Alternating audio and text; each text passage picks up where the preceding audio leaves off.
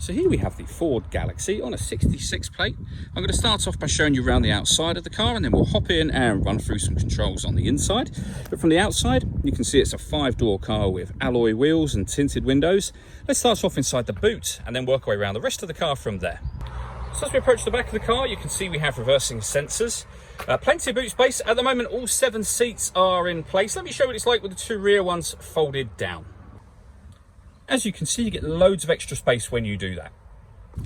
Okay, so we're just going to work our way back round to the front of the car, and then we'll hop in and run through some controls on the inside. But now that we've done a full circle of it, you can see it's in excellent condition the whole way round.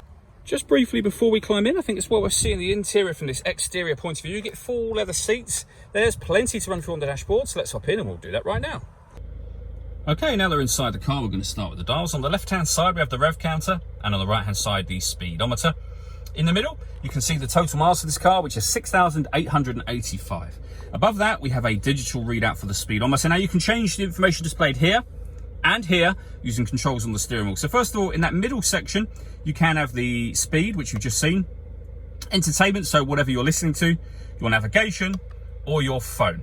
Whatever you want, you can have that displayed there. Over on the left-hand side, we can have fuel economy information, trip computer information, driver assist, and various different settings. So for example, you can have fuel economy information there if you wish to. If we back out to the steering wheel, to operate the stuff on the left, you use these buttons, and the middle, you use these ones here.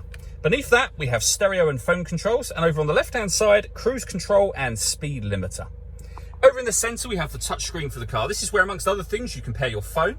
Search for your vehicle on your device and select once it is found. Just follow the instructions on screen to pair that.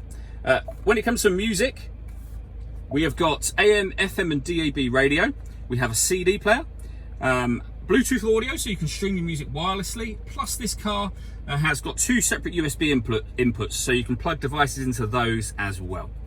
On top of that, we've got satellite navigation. There's a full video showing how this works you can find on our website and on our YouTube channel. And if we put the car into reverse, you'll see we have a full color reversing camera with guidelines showing you what direction the car is headed in relation to the image that you see being shown on the screen. Working our way down, we have a CD player, the volume for the stereo, and we then have all of our climate controls built into this section as well. So for example, you can adjust the driver temperature, the passenger temperature, the fan speed up and down. The air conditioning is on when this light shows, so off or back on again. Or you can hit auto and the car will maintain the temperature you ask for by taking full control of the fan speed for you.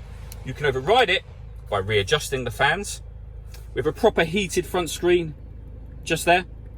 And we have heated driver, and over the other side there, passenger seats, both with 3 different heat settings each.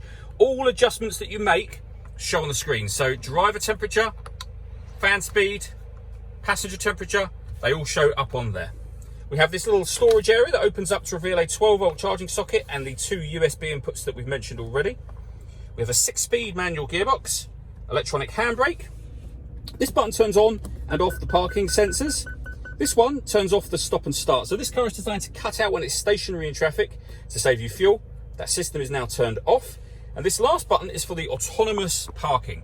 This car is able to parallel park or perpendicular park itself. We have 2 videos, again, that show how this works. You can find them in the same places, so our website and on our YouTube channel as well. Last thing I wanted to talk about is the panoramic glass roof. You can see at the moment that the sunblind is closed. There's a button up here that will open that up. The first push will open it about halfway and it will stop. Push it again and that will open all the way to the back of the middle row of seats, or the rear seats if you have it set up as a 5-seater.